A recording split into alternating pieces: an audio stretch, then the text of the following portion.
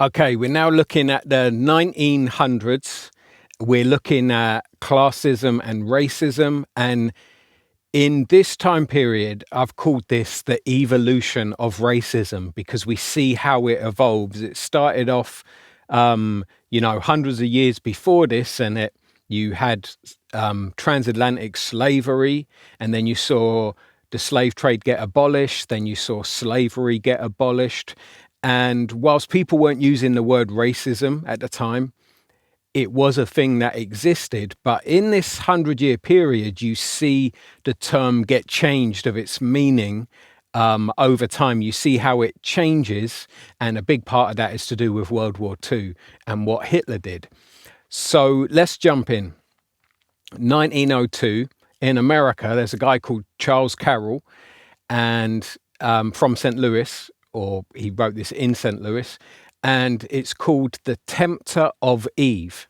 And in this, the serpent in the garden who tempts Eve is Adam's black maid servant. So right there, you got an idea of the kind of representation of black people that was going on at the time in America. Now, still in America, the same year, 1902, you've got Charles Fox Parnum. You've probably heard of him. He's the founder of Pentecostalism. And although this is in America, this is those of us from Pentecostal churches, we chat about our history sometimes, about how everything started and how it started in America. So it's worth knowing this history here. In A Voice Crying in the Wilderness, he said this: "Today, the descendants of Abraham are the Hindus, the Japanese, the High Germans, the Danes, the tribe of Dan, the Scandinavians, the Anglo-Saxons, and their descendants in all the parts of the world. These are the nations who have acquired and retained experimental salvation and deep spiritual truths, while Gentiles, that is, the Russians, the Greeks, the Italians, the Low German, the French, the Spanish, and their descendants are in all parts are formalists, scarce ever obtaining the knowledge and truth discovered by Luther, that of justification by faith, or of the truth taught by Wesley, sanctification by faith.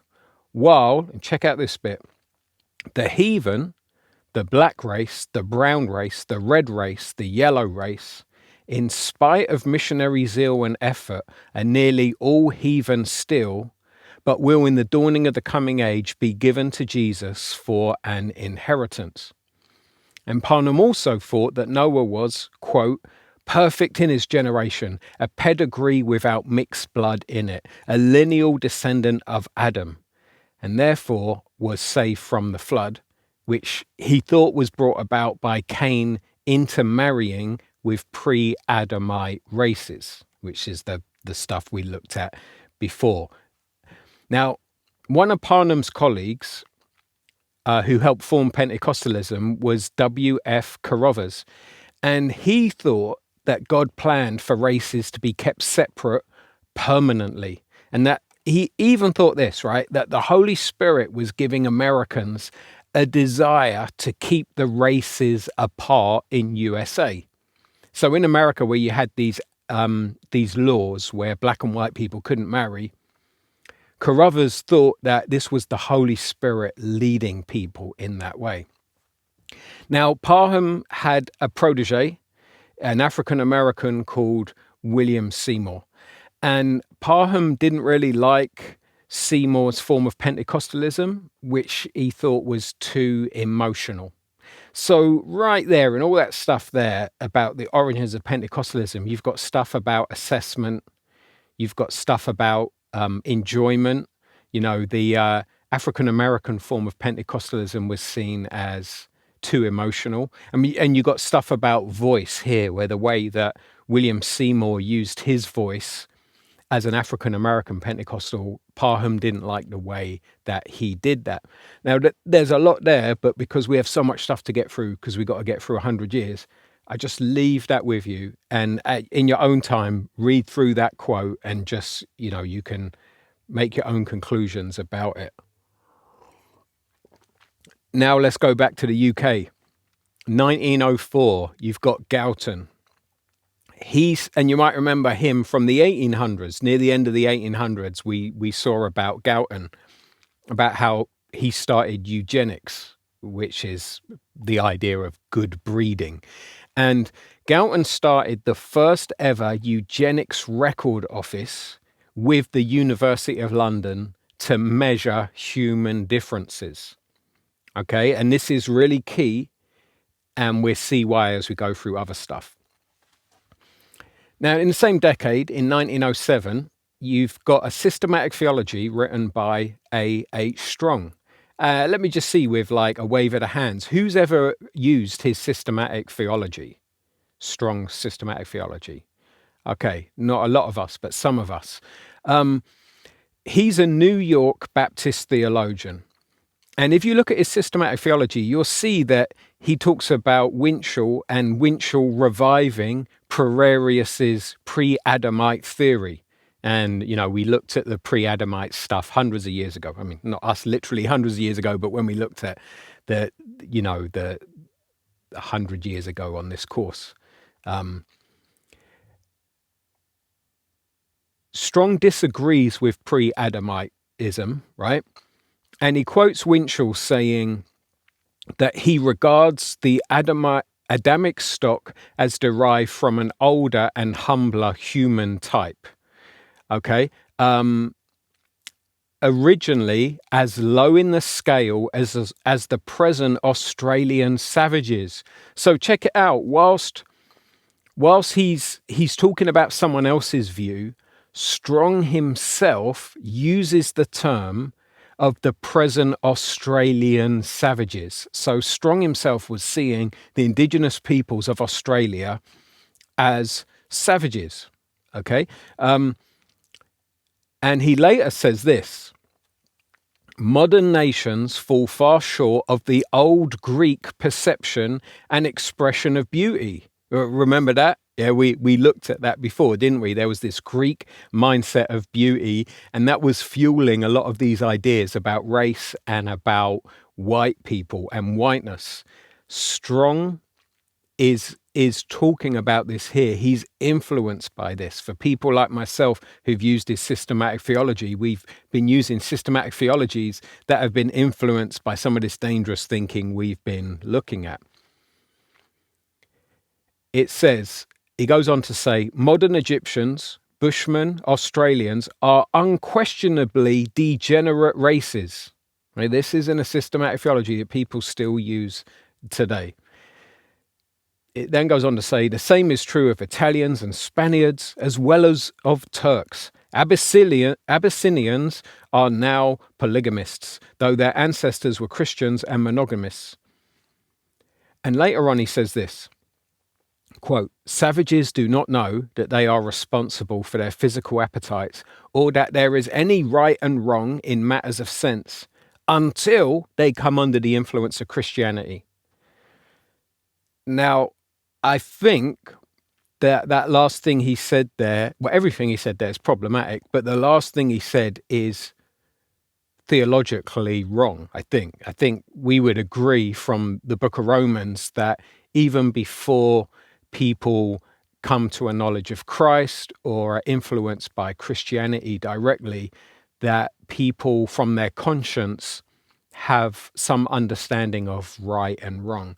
But here, Strong seems to be saying that these so-called savages don't have that until they're influenced by Christianity. And so he's got a theological assessment that I think is wrong, and it's impacted by a wrong historical assessment. And I think this is really important, right? Theological assessments get impacted by faulty historical assessments, which means that we can't just assume that when we're doing theology and when we're reading theological books, that they are not in some way influenced by our history, which is one of the reasons why we need to know our history so that we can spot stuff like this and be like, hang on a minute, I've got this book, I've used this book, no one's ever warned me about this stuff before, So many people must have read this. Why doesn't it have a big sticker on it with a warning saying, watch out, there's some dodgy doctrine in here? Okay. Now, that was in America, but I mention it because it's a book that's used in the UK. Okay. 1908 in the UK, at Earl's Court in London, there was the African Village exhibit. That's what they called it. It's like a zoo, really. And it contained 130 Africans. And there were other exhibits there that showed animals in similar surroundings. So here you had a form of enjoyment, which is people like to go to exhibitions at Earl's Court. People also like to go to the zoo. And you've also got representation going on here in terms of the Africans are being likened to animals. Just imagine the impact that had on children who are being taken around with their parents. The first time they're seeing Africans, it's in this context. Now, 1911, we come back to Galton, okay, or Galton. He had been concerned with the eugenics issue. And at this point, when he was talking about eugenics, he was talking about poor people, ill people, and criminal people kind of on one side. And then on the other side, he saw the rich people. And he was thinking, if we could just have more rich people and less of the other people, society would be better. And he was very much influenced by social Darwinism. And he is actually, I think he was Charles Darwin's second cousin. So I think, yep, I got a thumbs up there from our local historian. Thanks, mate. So basically, his Charles Darwin's cousin was the parent of Galton. And so Charles Galton dies at 1911, and Carl Pearson takes over from him. And he's got a slightly different emphasis. He is now concerned about race. And he's concerned that his race is threatened by mixing it with other races. And so he's concerned about immigration. So notice how, with this eugenics issue, how it starts with class. Galton is worried about class. And then it moves on to race. So yet again, we see this link between class and race. It's hard to talk about one without talking about the other. And notice the faulty assessment that this guy had, thinking that his so-called race was under threat from mixing. Okay, well, would you believe it? Winston Churchill is linked to this. So you think I'm talking about a conspiracy theory here, but I'm not. 1912, Winston Churchill became the vice president at the first International Eugenics Congress at the University of London. Okay, so Winston Churchill is interested in this eugenics thing way before he became prime minister, and we'll see how this impacts stuff later. But for now, just be mindful of the fact that having a faulty assessment plus power is dangerous. It's bad enough having faulty assessment about people, but when you got a wrong assessment about people and then you get power, like maybe you become a prime minister or something, then that is pretty dangerous. Or maybe you don't become prime minister, maybe you become what Hitler was. We'll come on to Hitler. Before that, we've got to do the First World War, 1914 to 1918. During the First World War, you've got the suffragette movement going on, right? And you've got Sylvia Pankhurst, and she's the daughter of, is it, that is a typo there, and that's really thrown me off. Is it Emily Pankhurst? Or, so basically her mum kicks her out from the Women's Social and Political Union because she wanted to have working class women involved in the movement. Isn't that interesting? Like, they're both fighting for women's rights, but the daughter's saying, let's involve working class women. And the mum's like, no, let's not do that. Now, the daughter, Sylvia, also supported Pan-African aspirations for complete national independence from white domination. I'm reading a quote there from Efua Hirsch's book. And her mother, on the other hand, was supporting the empire which was, quote, great in territory, great in potential wealth. So what we see here is that, again, with the relationships, you've got someone who's saying, our cause for human rights matches someone else's cause for human rights. Let's work together. A bit like in the previous century, we saw with Lauda Equiano, with the black and white lower classes working together. But at the same time, then you got a clash because you got someone saying, I'm fighting for women's rights, but I also believe strongly in the empire. And that goes against Pan-Africanism, the idea of all these Africans coming together. So relationships. I'll let you think more on that at your own leisure. The same year, you've got West Indians wanting to help in World War One. But it was to be a, quote, white man's war. So here's the deal, right? I was telling my family about this today at the dinner table. Black men could fight Africans with white supervision, okay? But they were not allowed to fight against white men so as not to undermine white people and white settlers. Now, I don't even know what to say about that. I mean, you would have thought in a world war, it's like, let's go and all fight against our enemy. But in this case, no. Race trumps that. And so they set up the British West Indies Regiment, but it was set up as just a Labour battalion that they would do work, but not actually fight. And one Trinidadian soldier said that they got treated neither as Christians nor as British citizens, but as West Indian N-words. And he went on to say, without anybody to be interested in or look after us. Okay. You can read about that in David Alashoga's book, Black British History. I've given you the page reference down there. And also, he's also written a book about the war where you could read more specifically about it. Now, around this time, what's interesting is that the white soldiers were malnourished by the poverty in Britain. So the black soldiers were actually seen as stronger than the white soldiers. And what that meant was that when they would play sports, you know, like on the army bases, when they would play sports between black and white teams, they weren't allowed to play in public because, as the Times warned, black men winning would be hailed as proof that the hegemony of the white race is approaching the end, or hegemony, if you like to say it that way. So here was this idea of we've got to try to keep power limited to white people.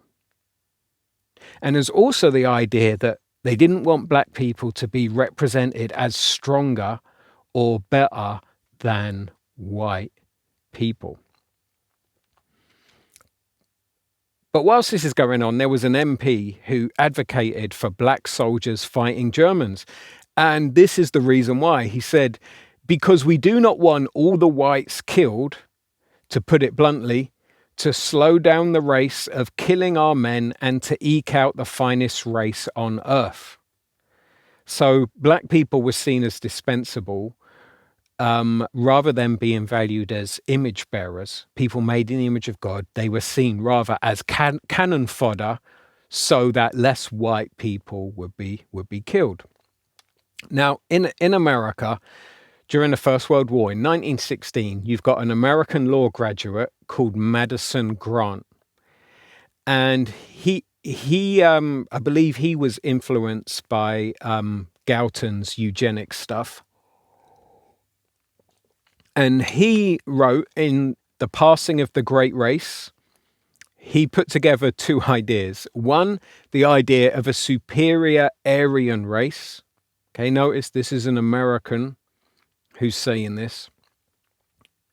Secondly, the idea that superior races will be outbred by inferior races unless something is done. And Adolf Hitler wrote to him and said, "The book is my Bible." Okay. That's pretty deep, right? When you trace that back to Galton, a British guy talking about eugenics, then an American, Madison Grant, is influenced and writes stuff about it, and then Hitler reads it and says the book is my Bible. It's pretty deep. Grant also advocated preserving the Nordic race through eugenics. Okay, let's travel back to England now. It's the end of World War I, 1919. In London, there is a big victory parade. There's no black men in the parade, even though there were black soldiers in the war. And David Alashoga says that the contribution of black soldiers had already been expunged from the official record. So the black soldiers who served and protected, they didn't get properly represented to the nation as people who served and protected. World War I's now over, and you would think, right, we're going to have a good time now that the war's over, right? But actually, 1919 was one of the most violent years of the century, okay? And interesting thing is, it was racially violent in the UK and racially violent in the US at the same time.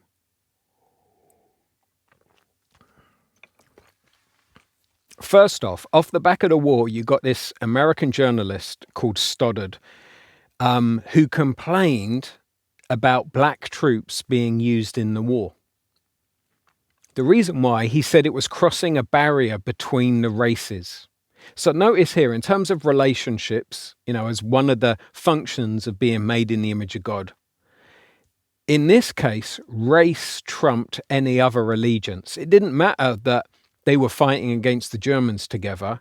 It was viewed as, if some of the people are black, we can't be allied with them, even if it's to fight the Germans. And then you had Sir Ralph Williams. So this is a British guy, a former colonial administrator. He wrote to the Times newspaper, and he said, sexual relations between white women and coloured men revolt our very nature. Now, during the war, the black population had increased to about 20,000 people, maybe, in Britain. And there were now riots and attacks against them. People didn't like the fact there were more black people in the country. There was a sailor from Bermuda called Charles Wooten, and he got killed in Liverpool in front of a number of up to 2,000 people. He was killed because of the colour of his skin. It's just one of many incidents that happened in Liverpool and in the country in 1919.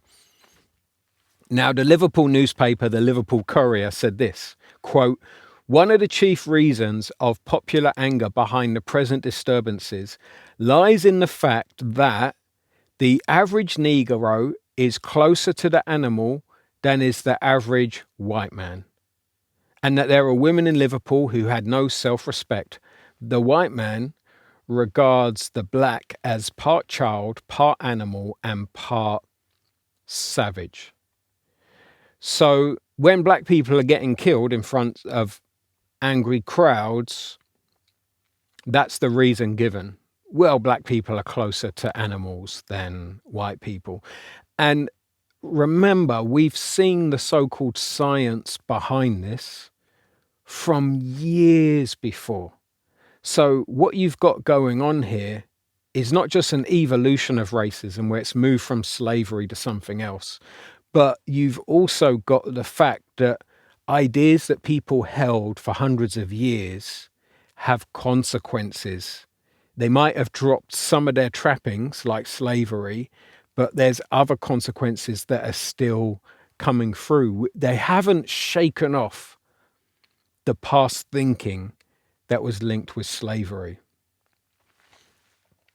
Okay, now a newspaper called The Morning Post wrote that Britain cannot give full privileges as a man and a brother to other racial types without accepting them also as brothers-in-law, and that path leads to racial degeneration. So here you got a dodgy assessment going on, right? It's the idea that the white race must be preserved.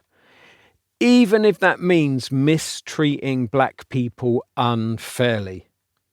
And it's also trying to keep power rather than using power to serve and protect. Now, around the same time in that year in America, there were all these attacks going on. It's known as the Red Summer. So again, we see these links between America and the UK when it comes to racism.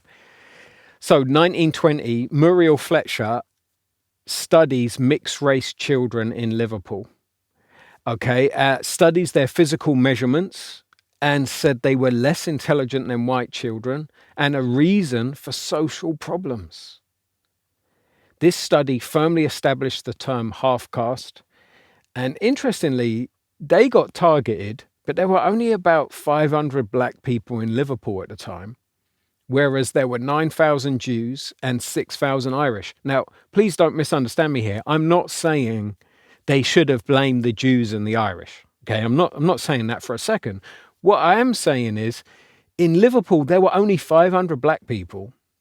There's all this violence going on, and these 500 black people get blamed for it. Even it looks like mixed race children are getting blamed for it. It's a bit ridiculous.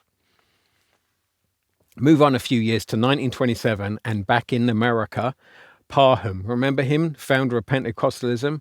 He praised the KKK, the Ku Klux Klan. A few years later, 1930, this term racism was coined to define what was going on and to critique what was going on, which was basically a doctrine. And I've copied this out of the Encyclopedia of Christianity. And it says here to criticize the doctrine holding that there are hereditary, cultural, and psychological differences between peoples that make those of Europe, especially Northwest Europe, biologically superior to all others. The inner distinctions of talent and character were believed to express themselves in external attributes such as skin color or the shape of the skull. This doctrine also included a belief that the superior peoples must keep their bloodlines pure and should not intermingle with other peoples, lest they lose their power and identity. So although this term in the 1930s of racism is a new term, when you read that, it should remind you of the stuff we've looked at in the previous sessions. And again, we see how the thinking from hundreds of years ago leaks into the present. We don't start each century with a clean slate and say, let's do all the thinking again. Instead, we build on the ideas that we got from our forefathers, which is why we want to be cautious today as we think about things like racism and classism, how much of it is building on dodgy baggage from the past. And notice as well that here, racism is partly about a race keeping power and representation as superior. And I think that's something we see throughout this century. The idea of a particular race keeping its power and keeping its representation that they are the superior race. And so I got a couple of questions for you to think about later. In our organizations, is power kept mainly to white people? And are white people represented in a superior way? That's something to think about. Okay, 1931. In London, you got a Jamaican doctor called Harold Moody. Bear in mind, there were black people in England before Windrush. And particularly, as I said before, after World War I, you had more black people coming in. Now, Dr. Harold Moody started something called the League of Coloured Peoples, and he was a Christian, and he saw racism as a religious issue. And he started publishing what was called the Keys to combat racism. So here's someone who's doing a theological assessment about racism, and they're saying this is a religious issue. Us Christians need to look at it and deal with it. Notice as well the idea of relationship as well. It's called, he starts off something called the League of Coloured Peoples, bringing people together. And notice how he's using his voice by doing a publication to make a difference and combat racism. Now, at the same time, there were other people using their voice in an unhealthy way. Like 1934, you had Marie Stopes, who said that half-castes should be, quote, sterilised at birth, end quote. Now, I know she said this, but whether it was exactly 1934 or if it was another year, I'm not totally sure. That's why I put a question mark there. Now, there's an organisation down the road from me that until recently was called the Marie Stopes or the Mary Stopes something something. And they say they do certain health services for people. And because of Black Lives Matter, they have now changed their name. And so I guess it's good on one hand that they've changed their name and that they're recognizing it's pretty offensive to be named after someone who said half-caste people should be sterilized at birth. And obviously when I say half-caste there, I'm using it in quotes. It's not a term I would normally use. But one of the possible downsides of the name change is not realizing the thought process of where the thinking of that so-called healthcare that they're doing today actually comes from. Coming from someone who actually taught about sterilizing people at birth. And notice again the link with race and class. You've had people talking about with eugenics about sterilizing the poor, and you did actually have people sterilized, and people who they thought were criminals and had criminal biology would then be sterilized. When I say criminal biology, I mean like criminal genetics, but I'm not too sure they would use the word genetics then. And notice how it moves on to, well, if people are mixed race, we should sterilize them now. Same kind of time period. I can't pinpoint the exact year. Maybe 1937. Marcus Garvey said that the mark of Cain was to be white. Quote, hence his career of murder from Cain to Mussolini, end quote. So, two can play that game. That's what Marcus Garvey basically did. I think in London, many black barbershops, there's a picture of Marcus Garvey on the wall there. Same time, 1937, you've got Winston Churchill. I promised we'd get back to him. He said, quote, I do not admit, for instance, that a great wrong has been done to the Red Indians of America or the black people of Australia.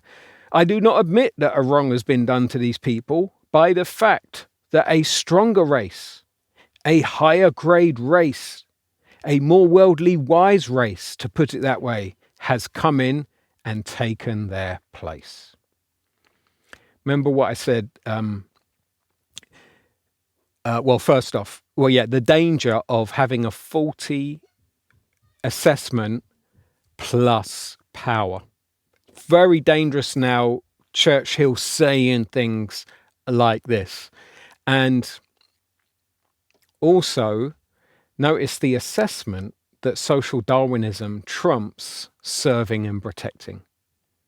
Now, what he said there is actually pretty horrific when you consider what was done to the Indigenous Australians, what was done to he's used the terminology Red Indians of America. Obviously, we don't use that terminology anymore. Okay, the next year, in case you thought it was only Winston Churchill who had a few issues, check out the press in the UK. You got Jewish children refugees coming from Germany to the UK. Okay, this is just before World War One. Okay, you've got Jews leaving Germany, coming to places like the UK, and the Daily Mirror says this: Britain becomes dump for Nazi exiles. And then the Daily Mail says The way stateless Jews from Germany are pouring in from every port of this country is becoming an outrage.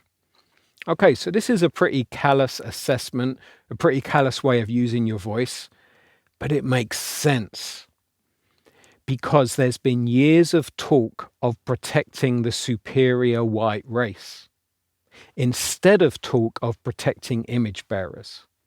So think of everything we looked at in the 1800s, all the things that were said then. That made this thinking possible. And all the stuff that was said in the 1700s made all the stuff in the 1800s possible. And so it's following a natural trajectory, but notice it's coming from the British. Right? It's coming from the British just before World War II. Okay, so most of us have grown up with a narrative that this was the way the Nazis thought, but not the good old Brits. But we see that that's not really the case. Okay, 1939. The Gone with the Wind movie. You've got Hattie McDaniel, the first ever black person to receive an Academy Award. She won an Oscar for the Best Supporting Actress, and Bell Hooks sees her success due to the portrayal of the ideal black nanny. Asexual, this is a quote from Bell Hooks, asexual, and consequently she had to be fat, preferably obese. She also had to give the impression of not being clean, so she was the wearer of a greasy, dirty head rag. Her too tight shoes, from which emerged her large feet, were further confirmation of her bestial, cow-like quality. Her greatest virtue was, of course, her love for white folk, whom she willingly and passively served. So, in terms of representation, notice how the black woman who audiences, white audiences were enamored with, was represented a certain way that people liked. Notice this is being done with a form of enjoyment. Again, part of the functions of being an image bearer. One of the ways that God spreads his loving rule is through image bearers enjoying. But here, through a form of enjoyment, a misrepresentation of black people is being done at a large scale. And notice the way relationships are being worked here. The idea that black people are liked the most when they passively serve. And this is one of the reasons why some people now are rebranding some of the products that they've been selling, with pictures of black women serving up roast potatoes or whatever. Some people are saying, oh, that's political correctness. But if you look at it from these image bearer categories of relationship and representation, it is actually probably a really good thing that these things are being changed, because they have been perpetuating the myth that Bell Hooks is talking about here.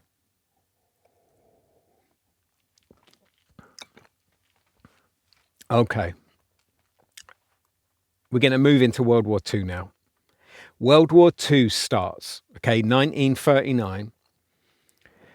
And bear in mind that the science behind Hitler's genocide and the plan of what they called racial hygiene didn't just come from Germany, but I'm gonna quote Angela Saini here.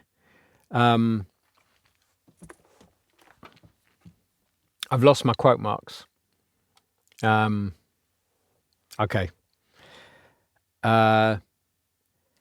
Had been steadily supplied for more than a century by race scientists from all over the world, supported by well-respected intellectuals, aristocrats, political leaders, and women and men of wealth. Okay.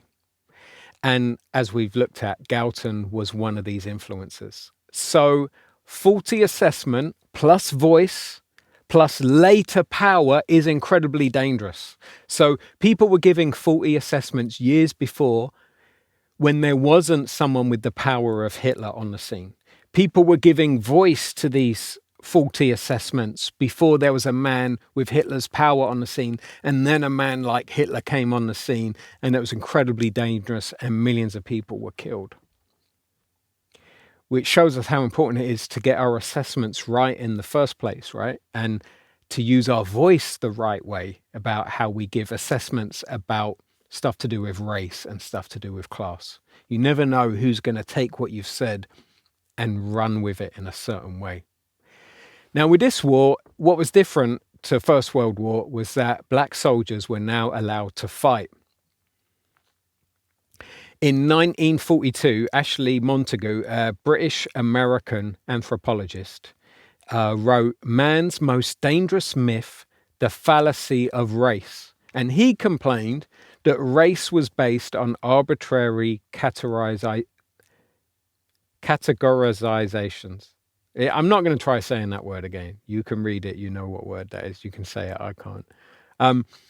And on the unscientific practice of creating new races based on head measurements. He argued humanity was not made up of races and subspecies, but instead made of mixed ethnic groups, and that you cannot purify a group because we all share such mixed origins, and that no one group is superior. He claimed all the biologists and anthropologists he knew believed all humans were one species and came from the same single ancestor. He also explained that racists and many others were using race to mean a compound of physical, mental, personality, and cultural traits which determines the behavior of the individuals inheriting this alleged compound. Okay. I think it's really good what he said there. That's 1942. Now, during the war, you got African American soldiers coming to Britain, and they were seen by white British people as more polite than the white American soldiers. And George Orwell said that people felt, quote, the only American soldiers with decent manners are the Negroes. Interesting thing is, the Americans wanted to practice segregation whilst they were in Britain. So, they've got their army bases, they're staying at, and they want segregation to happen there. They go in a pub, they don't want there to be black soldiers in the pub. Now, one MP said, well, this shouldn't continue, the segregation, because the colour bar wasn't part of British society. The colour bar is the idea that there's certain services that aren't available to black people. Now, the thing is, there was a colour bar going in Britain throughout this century, but this is one of these weird things we do in Britain where we like to make out that we don't really have something. Like how for years we made out to the world that we don't have any gun crime, whereas a lot of us knew of gun crime, So what Britain did was they said, we won't stand in the way of the Americans enforcing their own segregation whilst they're in the UK, but we won't enforce it ourselves. But sometimes they did enforce it. Now, there was a vicar's wife at the time called Mrs. May, and she wrote some rules for white women and said, if a local woman keeps a shop and a coloured soldier enters, she must serve him, but she must do it as quickly as possible and indicate as quickly that she does not desire him to come there again. Okay, this is the vicar's wife. White women, of course, this is still the quote, must have no social relationship with coloured troops. Now, the encouraging thing is there was some opposition to this letter. And then Herbert Morrison, the Home Secretary in 1942, he expressed concerns of, quote, half-caste children, end quote. So what was going on was some of the African-American soldiers were then sleeping with some of the local women, and then there were mixed-race children. So Herbert Morrison, the Home Secretary, was concerned about this, and they had a pamphlet for British service personnel stated it as obvious that mixed marriages are bad, since the children resulting from them are neither one thing nor the other, and are thus badly handicapped in the struggle for life. Okay, it's a pretty shocking and upsetting statement there, that mixed race children are neither one thing nor the other.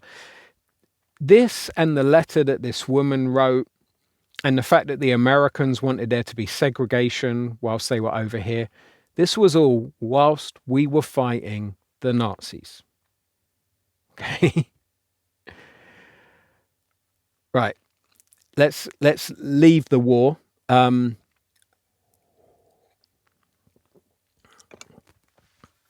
1945. What's really good here is that people recognize that social Darwinism and the myth of race from the mid-19th century had led to Nazi practices, including Auschwitz and Eugenics.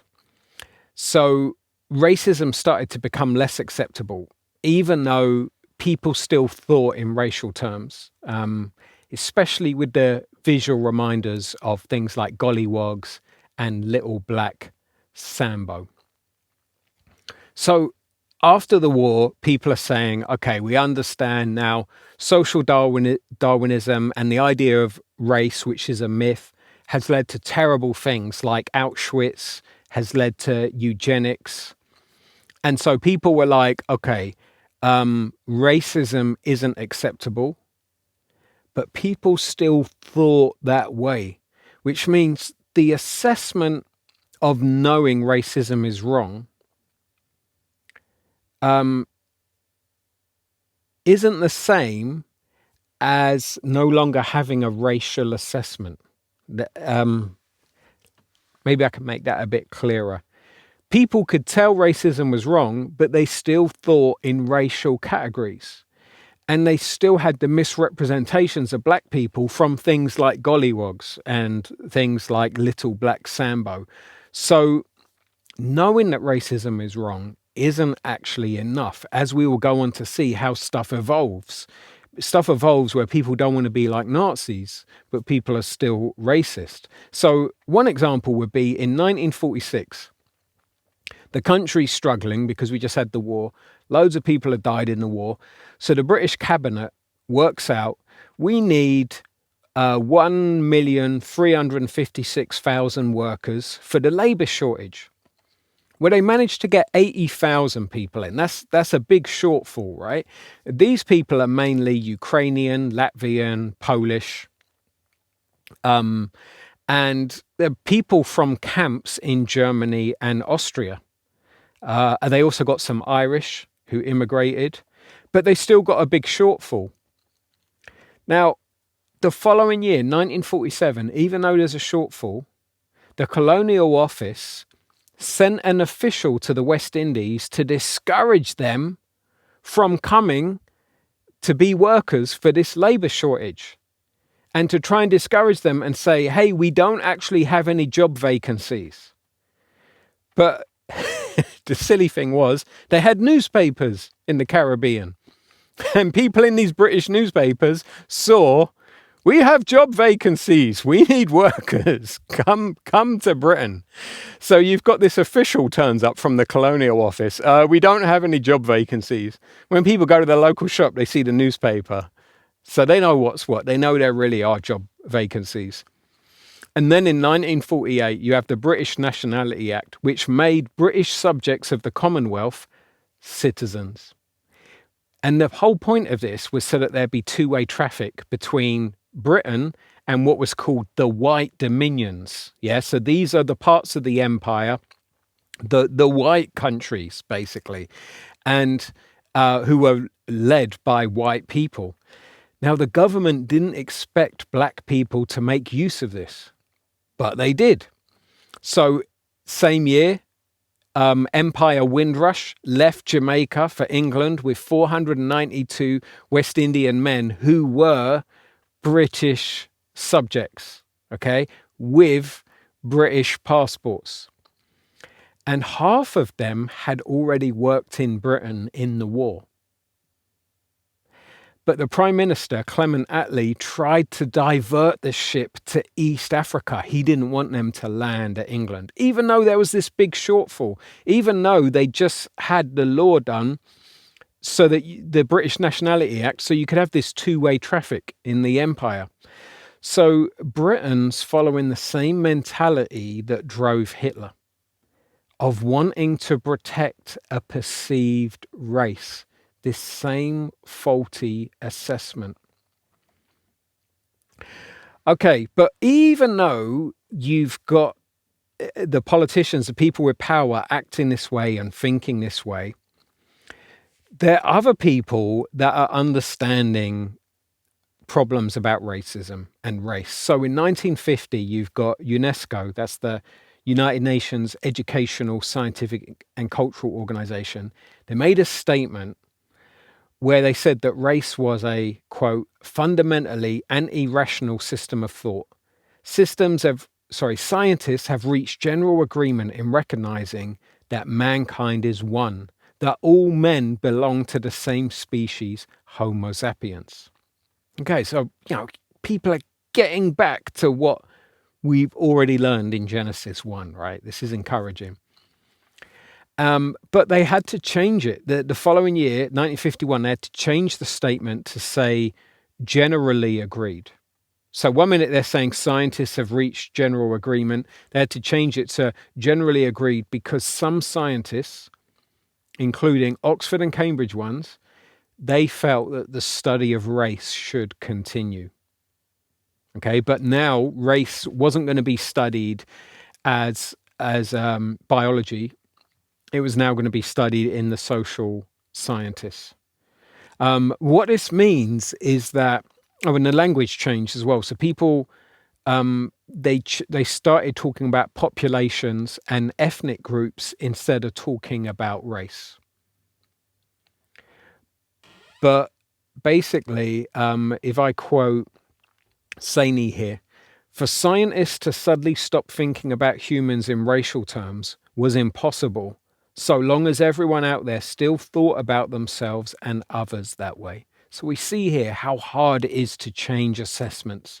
And it's even possible to stop using the word race and just use the word ethnicity and think that that's cool, but still be thinking in racial terms and importing all those ideas from all the race pseudoscience into the word ethnicity. Okay, 1951, an MP said that black immigration could threaten the racial character of the English people. So people still talking in these race terms. Now, early 50s, we're back to Churchill again. I'm not going after him, by the way. He just pops up when you look at the history. He asked for a way to keep West Indians out of Britain without sounding racially motivated. Okay, so this is very clever, what he does. Coded language replaces the words of race and skin color. And it works like this. European migrants get called that they're full of, quote, the spirit and stuff of which we can make Britons, and, quote, of great benefit to our stock. Meanwhile, black migrants were coded as, quote, unreliable and lazy, and immigration problem. So the language changed. The way people use their voices changed, but the assessment behind it was the same. The assessment was, we need to protect our race. It's interesting as well, isn't it? Because if there was a white race and if it was superior, it wouldn't need to be protected, right? Social Darwinism would mean that it would just naturally do okay. So it's a very inconsistent way of thinking. And what this shows us is that just changing the way we talk about race isn't enough. It will evolve. Okay, 1958, there's a politician called James Wentworth Day. He goes on a TV show about mixed marriages. The TV show is called People in Trouble. Okay, a problematic title there. And he says, no first-class nation can afford to produce a race of mongrels. Okay, that's the term you use for dogs and mixed breeding, the different types of dogs. So he's likening a first class nation like England mixing with black people to animals. And he says, now this is what we're doing. It's unfair on the children. It's unfair on the nation. It's one of the reasons why France is a third class nation today. Too much mixed blood. In response to being asked if he was saying that, quote, a half caste is in any way mentally deficient, he answered, definitely. However, on the same show, there was another bloke called Lord Altrisham who said, the idea of pure race is nonsense. There isn't such a thing as pure race. We're all the result of mixed marriage in the past, and that's why the human race is fairly exciting and fairly interesting. So you can see you've got different views going on at the same time in Britain. 1958, you've got the Nottingham and the Notting Hill riots at the same time in Nottingham and in London. It started from a black man and a white woman talking in a bar. The Contemporary Review magazine said that in London, the white working class had been living too close to a lesser race, which motivated the attacks. What happened at this time was that swastikas got painted on black homes. There's oral histories from that time that tell of signs on properties that said no blacks, no dogs, no Irish. I saw a documentary with a Jamaican man, a white woman who they were married, and they said that if she would knock on the door of places where they had rooms to rent and that, they would say, yes, we got rooms. But as soon as they saw her husband, they would say, no, we don't have any rooms. And they were just talking about how upsetting that was for them there, how painful that time was. Now, what this meant was that black people had to rent. They were basically forced to rent the worst properties from the worst landlords. There was guys like Peter Rachman, who was a notorious slum landlord. Now, I also just want to say something at this point, because you know that white working classes and the black working classes often get pitted against one another. My mum's actually from the slum where the Notting Hill riots started. And it's actually all underground now, like it got knocked down. The government said it wasn't fit for humanity to live in. But the only reason why I want to share that is to share that I am strongly for fighting for the cause of the white working classes as well as the black working classes. We don't have to be pitted against one another and fall for the trick that politicians keep trying to make us fall for. Okay, the following year you got Michael Banton, and in White and Coloured, the behaviour of British people towards coloured immigrants, has some interesting stats here. 76% of Britons agreed coloured people are just as good as us when they have the same training and opportunities. 68% agreed a lot of the coloured people here are very clever. 67% agreed if we all behaved in a more Christian way, there would not be any colour problem. I would love to see that statement better known. I saw someone the other day on social media say, oh, I'm right. Black Lives Matter has caused all this division. I think it's a very interesting reading of history that says that all the division we have comes from the Black Lives Matter movement. I mean, you've literally got to forget about hundreds of years of stuff that's happened. But how about instead of trying to find an organization to say it's their fault, how about if we said, if we all behaved in a more Christian way, there would not be any colour problem. Also in these stats, they found that 62% agreed it would be a good thing if people of different races mixed with one another more. Now, of those who disagreed, Banton said, so these are people who thought that whites and blacks shouldn't mix, they believe the children of such unions are biologically handicapped. The notion that the children of racially mixed marriages inherit the worst feature of both races still lingers. So those stats are really interesting, aren't they? Because you see that there's a majority who are saying, who are basically saying coloured people aren't any worse than white people, and who are actually saying it's actually be good if white people and coloured people, that's the terminology they use then, mixed more. But the people, the minority who are against it, they actually think that the children of mixed couples are going to be handicapped.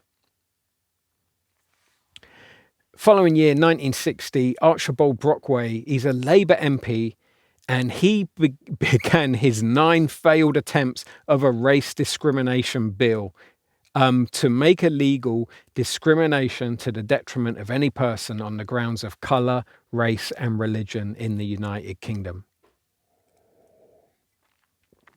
Okay, 1961, Mankind Quarterly. Okay, remember the UNESCO statement, 1950? One of the British scientists who was unhappy with that 1950 UNESCO statement is a British scientist called Reginald Ruggles Gates. Okay, he also didn't like the fact that race had been taken out of biology and that race was now used in the social sciences instead of biology. Now, he set up Mankind Quarterly along with a former Nazi scientist, Ottman von Verschuer. Okay, and this Mankind Quarterly wasn't accepted by most scientists, but has been used by racist groups looking for scientific basis for their views. And Gates received funding from a wealthy anti-desegregationist in the US. So that's a guy who's saying he didn't like the fact that segregation had been ended in the States. Okay, 1962, you get the Commonwealth Immigrants Acts, where they changed the language of citizen from, remember, the 1948 British Nationality Act, which helped Jamaicans move to Britain, although they didn't want that to happen, but it happened. The language of citizen gets changed to immigrant. That's pretty huge. That's pretty huge. People who were called citizens before, British citizens, end up being called immigrants. And immigrants' rights get reduced so that now they need a work permit. And this is talking about people in the Commonwealth. So they're supposed to be citizens, but anyway.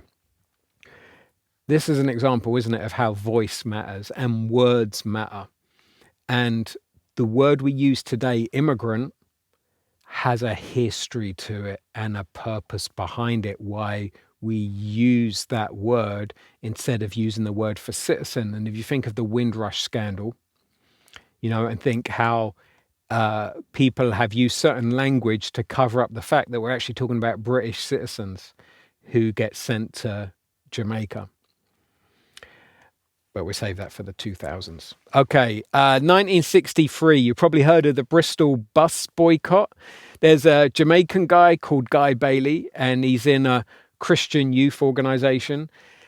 He has an interview with the Bristol Omnibus Company, the bus company. They cancel his interview for the job because he's black. When the general manager's asked about it, he says, which white man would join a service where they may find themselves working under a coloured foreman? Okay, this is 1963. There's still a colour bar going on. So what happened was West Indians boycotted the bus. It was an amazing thing. People were like, we're not using the bus anymore. We're going to walk to work, even if it takes miles, or we'll cycle to work. As a result, they stopped the colour bar there. It's quite amazing. The following year, Peter Griffiths in Smethwick. I can't believe I know people who live here. And this is the place that where Malcolm X visited, and it was called the most racist street in Britain. The Conservative candidate there in the by-election, he won the election on the slogan, "If you want an N-word neighbour, vote Labour." And he gave the idea of repatriating immigrants. I said we wouldn't talk about the Windrush scandal that happens years later, but you can see the DNA of it here, right here. I mean, that was the slogan. That was the slogan for his campaign. Crazy. Following year, 1965, you get the Race Relations Act to prohibit racial discrimination and make promotion of hatred along colour, race, or national lines a criminal offence. The BBC reported it the BBC said it also included refusing to serve a person, an unreasonable delay in serving someone, or overcharging. But sadly, it didn't cover housing discrimination. Okay, that was still a very real problem. 2 years later, though, after the Race Relations Act, 1967, the National Front was formed. If you don't know much about the National Front, I would just say, research that later. 1968, Race Relations Acts denying. So the Race Relation Act gets updates, and it now says denying accommodation, employment, and public services on the grounds of race is now illegal. But the same year, you get Enoch Powell's Rivers of Blood speech. And not only is this a pretty terrible speech, which again, if you read it, notice how this idea of a so-called race trying to keep power. And it was followed by attacks on black people, including wooden crosses being burned outside black people's homes. But something encouraging is that the same year you get the World Council of Churches who say this. I find this really encouraging. Racism is a blatant denial of the Christian faith. 1, it denies the effectiveness of the reconciling work of Jesus Christ, through whose love all human diversities lose their divisive significance. 2, it denies our common humanity in creation and our belief that all men are made in God's image. 3, it falsely asserts that we find our significance in terms of racial identity rather than in Jesus Christ. I just found it really encouraging when I found that. I was thinking there's so much discouraging stuff here, and then suddenly it's like, here's some Christians, who are going by God's word, and they are taking a stand against this stuff and showing how that is rooted in the gospel. Found that really encouraging. Okay, 1972, there's a paper in Evolutionary Biology which showed Richard Lewontin's genetic research on racial categories. And check out what he found. He found that there was much more genetic diversity within so-called races than between different races. In other words, he found that if you go to one race of people, you will find that they have amongst themselves 90% of genetic diversity. But if you compare different races to one another, you find that they don't have as much diversity. In other words, the racial categories are genetically misleading. Now, 1974, you've got Maggie Thatcher's mentor, a guy called Keith Joseph. His nickname was, he was called her Mad Monk. And he said a high and rising proportion of children are being born to mothers least fit to bring children into the world and to bring them up. They are born to mothers who are first pregnant in adolescence in social classes 4 and 5. Some are of low intelligence, most of low educational attainment. The balance of our population, our human stock, is threatened. Okay, here you've got stuff about race, stuff about class going on, stuff about eugenics going on. And notice it's all done with the coded language as well. Notice it says our human stock. It doesn't actually say the English race or the British race or the Caucasian race. But notice as well, the stock it's talking about is human. In other words, it's implying that people of the lower classes or people of other ethnicities, like black people, are not human. And it's this fear about mixing different races, mixing different stocks, mixing different classes. And it's also this mindset that these people have low assessment abilities. But again, there's something encouraging from the churches. In 1975, the World Council of Churches compared the demonic character of racism to the biblical message of anti-racism. I think that's great. Following year, Robert Ralph, he puts an advert for his Leamington Spa home that he's going to sell. And on the sign, he says, positively no coloureds. Okay. Now, he then changed that sign. He changed it to an English family only. He was told to take it down. He refused to take it down. So because of the Race Relations Act, he was imprisoned. And the tabloid newspapers called this political correctness. 2 years later, 1978, Thatcher says this: nowadays, there really is no primary poverty left in this country. All right, there may be poverty because they don't know how to budget, don't know how to spend their earnings, but now you are left with the really hard fundamental character personality defect. So notice here, Thatcher is linking poverty to low assessment, the inability to budget properly, and also to character personality defect. In other words, she's viewing poor people as not having good character. Okay, for me, this sounds like this could be coded language, but at the very least, I'm not saying she's only talking about black people. I think she's talking about anyone in the 70s who is experiencing poverty.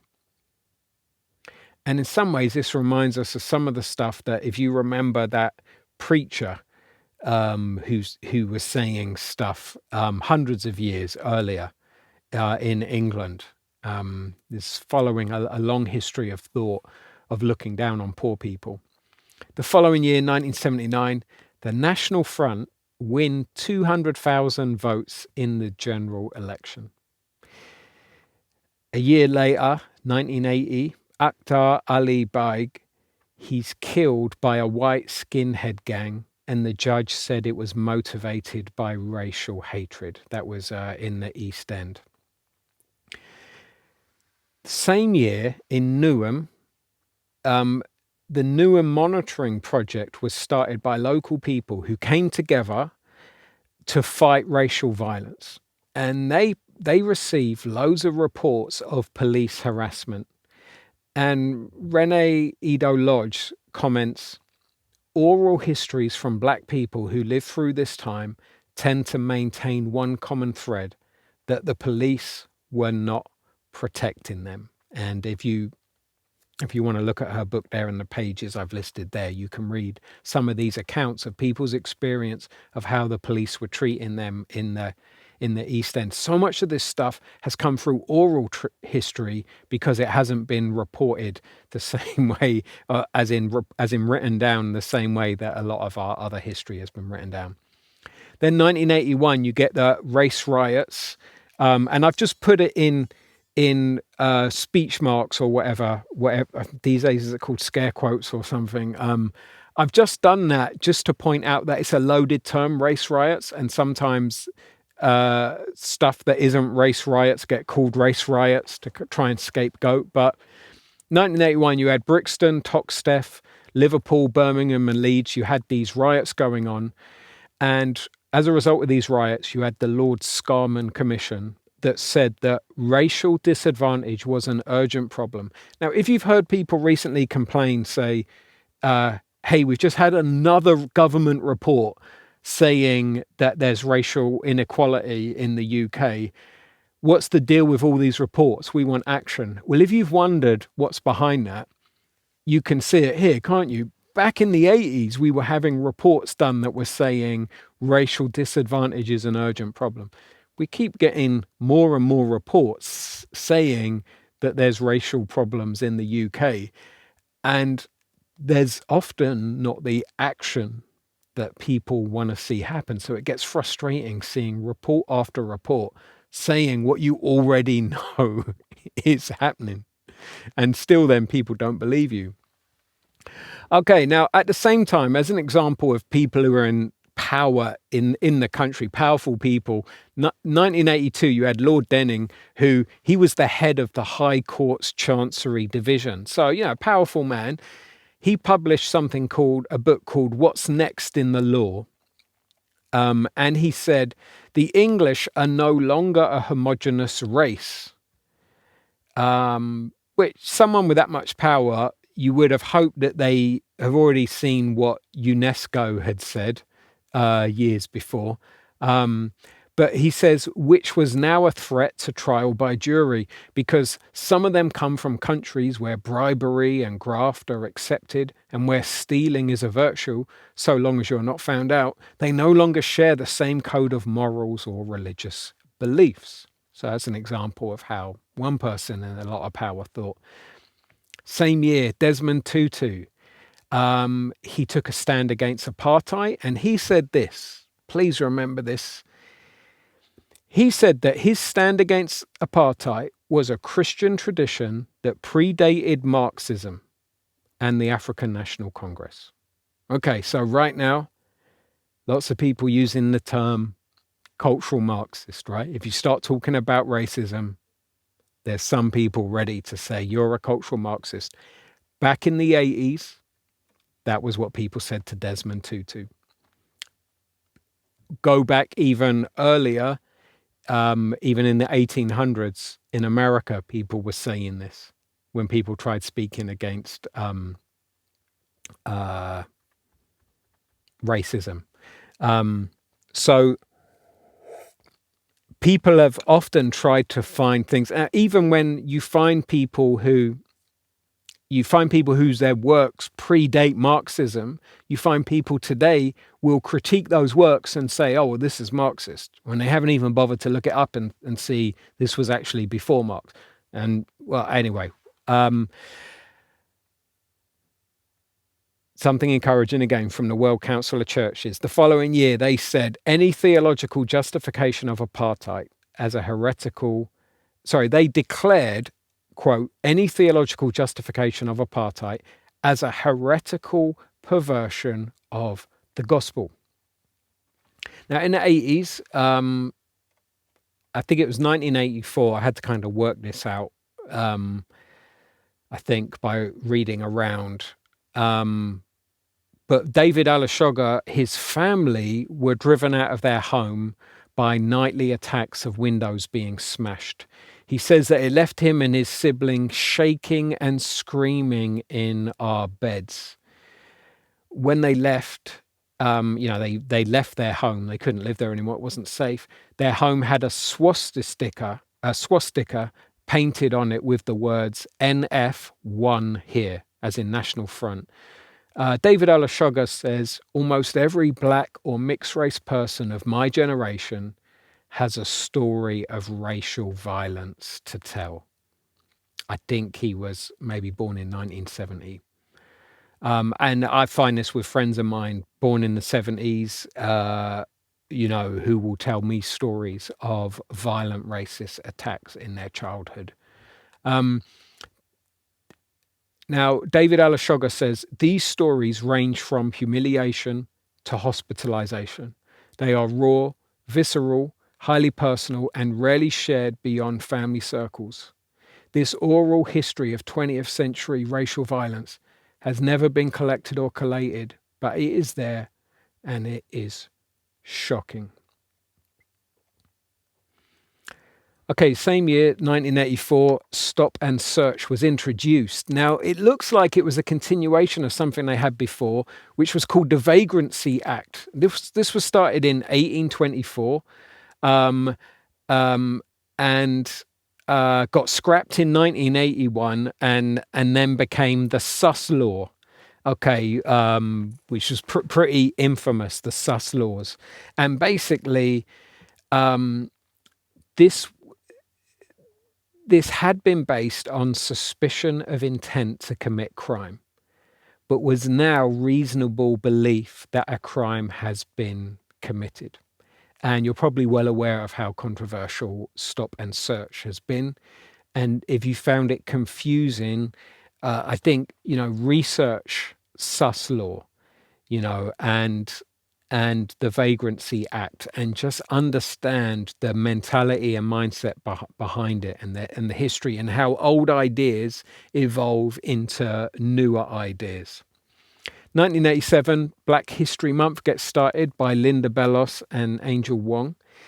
In the 90s, Afua Hirsch, she describes she's written the book more recently, but she describes how in the 90s, her friend who worked at a boutique said, "Oh, you can't come and visit me," because her boss said it's off-putting to the other customers. Afua Hirsch is what I guess we would call mixed race, although increasingly I'm having difficulty with that term because I feel like, again, it's given this impression of there being two races, which doesn't work. But he also said, and the black girls are thieves, tell her she is not welcome. This is just one example of many stories of what it was like in the 90s. Angela Saini, she points out that when she grew up with Indian parents in southeast London, politically she got categorized as black rather than as Asian or brown.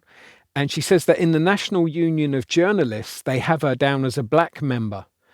But she also points out that because she's got North Indian ancestry, if you went by Bloomingback, do you remember Bloomingback had his 4 different races? Was it 4 or 5? I can't remember.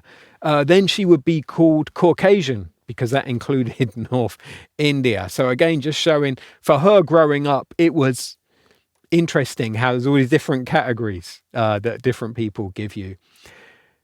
Tragically, in 93, you had the racially motivated murder of Stephen Lawrence. I remember, I was a teenager at the time. I remember it very, very strongly. That was world changing, or at least country changing. That was huge. The following year, as a controversial bestseller, we'll come back on Stephen Lawrence in a minute. There was a book called The Bell Curve, which is a bestseller written by Charles Murray. I've heard Christian leaders quote Charles Murray in the last few months, which I find a bit scary. And also by psychologist Richard Herrnstein. And this gives the idea that Black Americans are less intelligent than white Americans. Someone at the time, in an article in the American Behavioral Scientist publication, called it fascist science, which is probably a good word for it, maybe.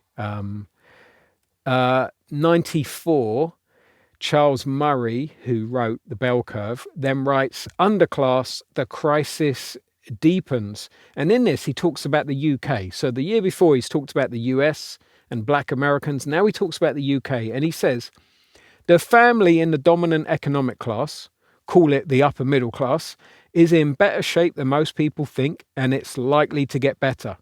Meanwhile, deterioration is likely to continue in the lower classes. Okay.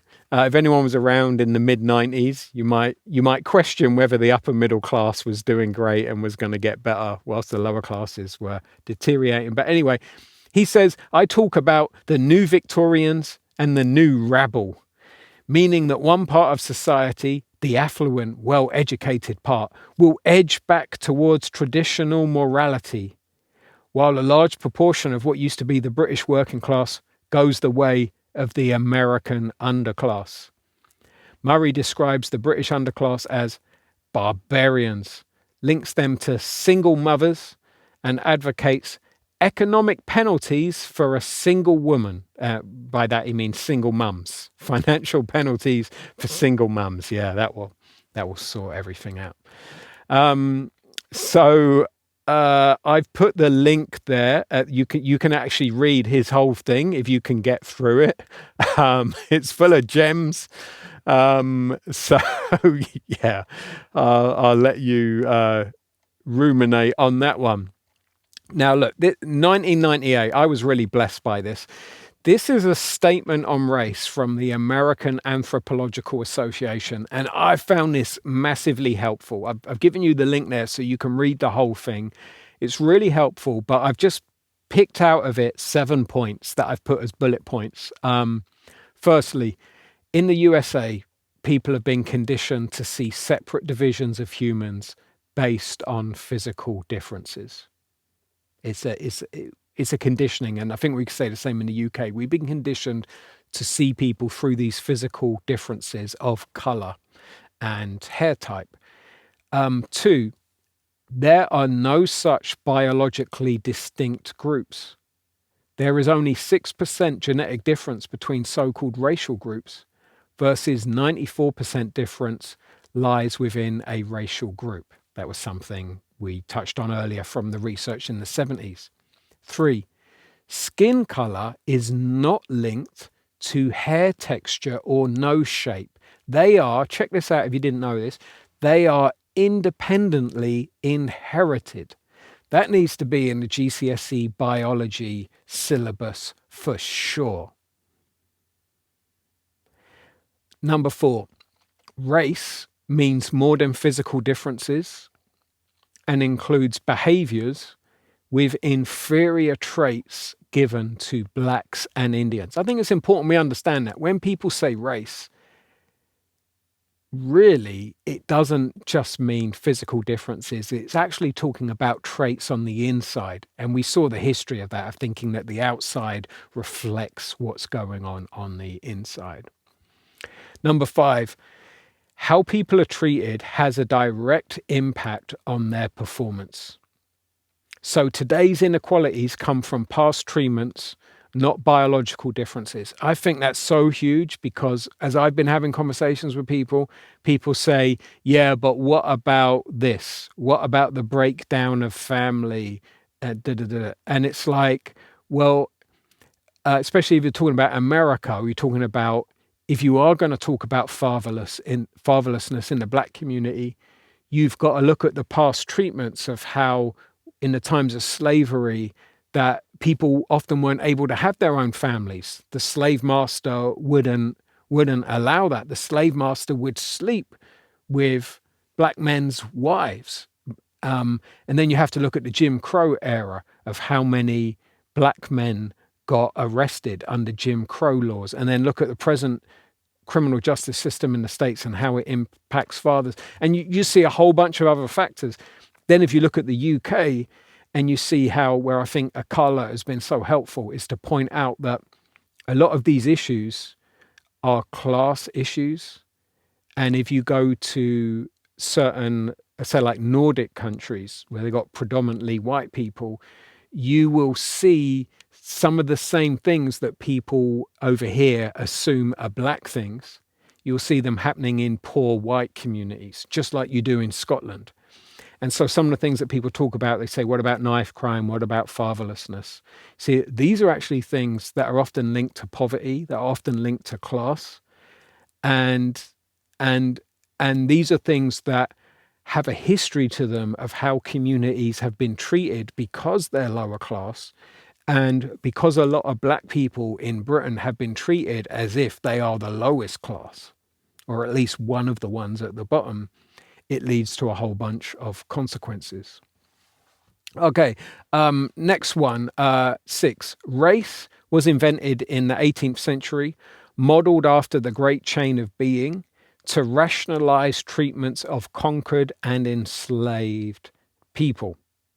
And with that one, I just say different people have different ideas of when race was actually started or when it was invented and stuff. And, for me, I think looking at British history anyway, I feel like 1661 with the slave code in Barbados was really the key moment for us, or at least one of them. So if you've forgotten what that is, just look it up in the handout later. Okay. 7. In 19th century, Africans and Indians were seen as separate species to Europeans and closer to apes. So I found those 7 bullet points that that I've put there from the whole text that you can look up later. For me, they're a helpful way of seeing this is really helpful for understanding when people talk about race, what do they really mean? And it helped me to conclude I don't buy it. Like I'm gonna try to renew my mind that I don't think in racial categories and try to not keep this whole system going, as it were. Final point now, 1999. The close of the century, you have the Mcpherson Report. This was after Stephen Lawrence's murder. It was terrible what happened with the investigation of Stephen Lawrence's murder.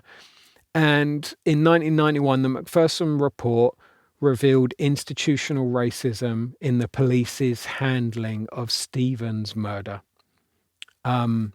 If you don't know much about it, do research it. One of the things I get from this is that 1999, we had the evidence, the proof that power in the UK doesn't protect and serve black people the same way it protects and serves white people. Like we have the Mcpherson Report that shows us that. And that means that when we're talking about racism, we're not talking about a made up thing. It is very real. And all of this as it evolved from the stuff that went before it. So that's it. That is the 1900's. We're nearly there. Does anyone have any questions?